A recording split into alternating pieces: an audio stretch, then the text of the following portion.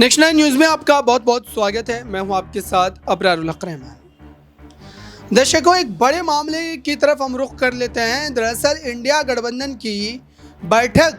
के होते ही कई बड़े फैसले जो है सुनने को मिले। दरअसल ये कहा जा रहा है कि इस इंडिया गठबंधन की चौथी बैठक में उन अहम मुद्दों पर चर्चा की गई जिसको लेकर के लगातार सत्ता पक्ष ये दावा कर रहा था कि इंडिया गठबंधन जो ये बातें कह रहा है कि इस बैठक में तमाम तरीक़ों से जो है उन मुद्दों पर फोकस किया जाएगा, सीट को लेकर के, शेयरिंग को लेकर के यहाँ पर जो है बात बनती नजर आएगी। लेकिन फिलहाल बात बनना तो दूर, यहाँ पर टूट के ही आसार नजर आ रहे हैं। और टूट के आसार इसलिए नजर आ रहे हैं दर्शकों, क्योंकि इसको लेकर के साफ तौर पर अब ये कहा जा रहा है कि दरअसल अखिलेश यादव, अरविंद केजरीवाल और उन जैसे तमाम बड़े नेता जिसको कहीं ना कहीं यहाँ पर दरकिनार करने की कोशिश की गई है, वो ये साफ तौर पर अब दावा कर रहे हैं कि अलग अलग राज्यों में वो अपने उम्मीदवारों को तमाम सीटों पर भी उतार सकते हैं।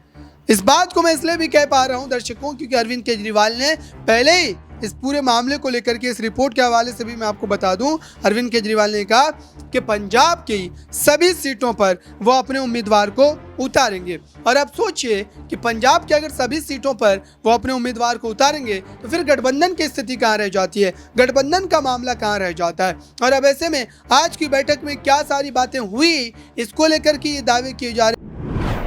हैं कि खुद अब इंडिया गठबंधन के जो संस्थापक हैं या कर्ता धर्ता हैं, नीतीश कुमार, राहुल गांधी, मल्लिकार्जुन खड़गे, लालू प्रसाद यादव, इनको भी अब चिंताएं सताई जा रही है कि आखिरकार अगर यही स्थिति रही तो जाहिर सी बात है कि भारतीय जनता पार्टी को रोकना बिल्कुल असंभव माना जाएगा, क्योंकि उनके खिलाफ ये बेहतर रणनीति के तहत काम नहीं कर पा रहे हैं। और बीते 5 राज्यों के जो विधानसभा चुनाव हुए हैं दर्शकों, इसके नतीजे भी आप देख रहे हैं कैसे एक तरफा जीत कांग्रेस पार्टी के खिलाफ भारतीय जनता पार्टी ने हासिल की है। और अब ऐसे में इस बड़ी बैठक के बाद ऐसा लग रहा है कि 24 में भी खेल बिल्कुल उस तरीके का ही रहने वाला है। फिलहाल इस पूरे मामले पर और भी जो बड़ी जानकारी होगी वो हम आप तक पहुंचाएंगे दर्शकों, लेकिन इस समय की जो स्थिति है वो काफ़ी ज़्यादा हैरान करने वाली है, काफ़ी ज़्यादा परेशान करने वाली है, क्योंकि साफ तौर पर यह माना जा रहा है कि जिस उम्मीद के साथ इंडिया गठबंधन ने यह बैठक बुलाई थी और तमाम नेता